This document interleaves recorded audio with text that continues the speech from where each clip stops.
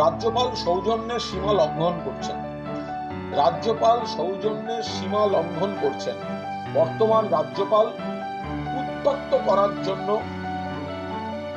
বিড়ম্বনা তৈরি করার জন্য, জটিলতা তৈরি করার জন্য নতুন যারা মানুষের রায়ে জিতে এসছেন, মানুষ রায় দিয়েছে বিধানসভায় যাওয়ার জন্য, রাজ্যপালের কোনো অধিকার নেই রাজভবনে বসে সেখানে তার প্রতিবন্ধকতা তৈরি করার।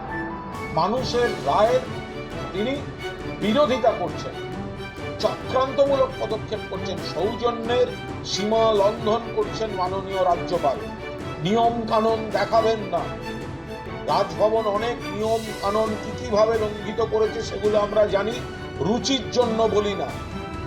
রাজ্যপাল সৌজন্যের সীমা লঙ্ঘন করছেন।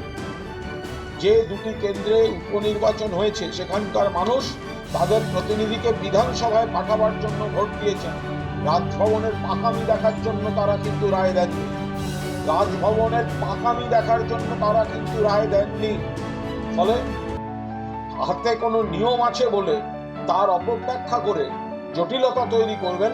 রাজ্যপাল দয়া করে এইসব কাজ থেকে বিরত থাকুন এবং দুই বিধায়ককে শপথ নিয়ে বিধানসভায় প্রবেশ করতে দিন এবং বিধানসভার অধ্যক্ষ ওই শপথ করাতেই পারেন।